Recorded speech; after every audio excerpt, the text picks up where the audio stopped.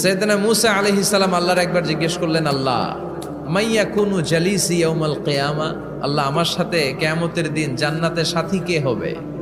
আল্লাহ বললেন, জালিসুকা ফিল জান্নাতি জাজ্জার, তোমার সাথী হবে কিয়ামতের দিন বিচার শেষে জান্নাতে যখন ঢুকবা তোমার সাথী হবে একজন কসাই।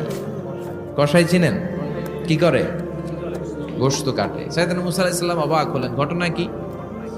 কসাই, আমি হইলাম নবী আর আমার সাথে জান্নাতে থাকবে? হাউ কাম ইটস পসিবল, এটা কিভাবে সম্ভব? আল্লাহ বললেন, নিজেই দেখে আসো এটা কেমন কসাই। সাইয়েদনা মূসা আলাইহিস সালাম ছদ্মবেশে কসাইয়ের দোকানে দাঁড়িয়ে রইলেন। দেখলেন স্পেশাল বিশেষ কোনো আমল নাই, কসাই শুধু গোশত কাটে, গোশত বিক্রি করে। দিন শেষে দোকান বন্ধ করে প্যাকেটের ভেতরে গোশত নিয়ে বাড়িতে রওনা হয়েছে। বাড়ির ভেতরে ঢুকে যাওয়ার পর সাইয়েদনা মূসা আলাইহিস সালাম ঘরের দরজার কড়া নাড়লেন। কসাই বলে, মান আনতা, তুমি কে? মূসা আলাইহিস সালাম বললেন, আনা মুসাফির, আমি মুসাফির, থাকার জায়গা নেই, আপনি যদি থাকার জায়গা দেন আপনার বাড়িতে থাকবো। কসাই বলে, আসেন।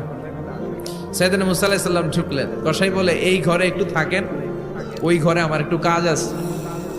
মূসা আলাইহিস সালাম বললেন, যান, কাজ সেরে আসেন। মূসা আলাইহিস সালাম খেয়াল করলেন ওই ঘরে মাচার উপর থেকে বয়োবৃদ্ধ এক নারীকে তিনি নামিয়ে গোসল করালেন, টাওয়াল দিয়ে গা মুছিয়ে দিলেন, নতুন জামা পরিয়ে দিলেন। এরপর দোকান থেকে আনা সুন্দর গোশতের টুকরাটারে নিজ হাতে কেটে রান্না করলেন।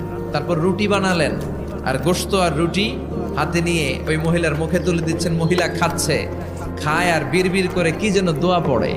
সুবহানাল্লাহ পড়বেন না? ওই মহিলাকে খাওয়ানোর পরে কসাই সাইয়েদনা মূসা আলাইহিস সালামকে মেহমান হিসেবে খাবার নিয়ে আসলেন। বললেন, ও পথিক, খাবার খান, সকালবেলা আপনিও চলে যাবেন, আমিও যাব আমার দোকানে, খেয়ে আপনি ঘুমিয়ে পড়েন। মূসা আলাইহিস সালাম বললেন, ততক্ষণ পর্যন্ত তোমার আনা খাবারে আমি হাত দিব না যতক্ষণ না তুমি বলবা ওই মহিলাটাকে। কসাই বলে, হাদিহি উম্মি, এটা আমার মা। হাদিহি উম্মি, এটা আমার মা। এই দুনিয়া এই মা ছাড়া আমার কেউ নাই, আমিও ছাড়া আমার মায়ের কেউ নাই। তাই প্রতিদিন দোকানের কাজ শেষ করে গোশত এনে রান্না করে আমার মারে আমি খাওয়াই। হাদিহি উম্মি, এটা আমার জনম দুঃখিনী মা। সাইয়েদনা মূসা আলাইহিস সালাম, বুঝলাম তোমার মা, কিন্তু তুমি যখন রুটি তোমার মায়ের মুখের ভেতরে তুলে দিচ্ছিলে, তোমার মা বিড়বিড় করে কি যেন পড়লো, কি পড়ে তোমার মা? কসাই বলে, আমার মায়ের একটা পাগলা দোয়া আছে। কি দোয়া? আমি জানি কশিন কালো এই দোয়া কবুল হবে না।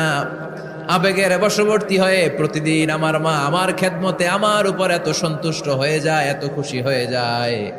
আমার মা প্রতিদিন বলতে থাকে, আল্লাহুম্মা জাআল ইবনি জালিসা মূসা ইয়াউমাল কিয়ামা।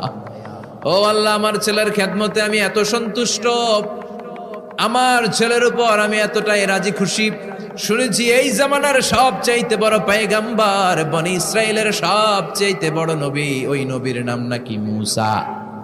ও আল্লাহ, আমি এত কিছু জানি না, এত কিছু বুঝি না, এত কিছু চাই না, তোমার দরবারে শুধু একটাই চাওয়া, একটাই ফরিয়াদ, তুমি আমার ছেলেরে কিয়ামতের দিন মূসার সাথে হাসর নসিব করে দিও।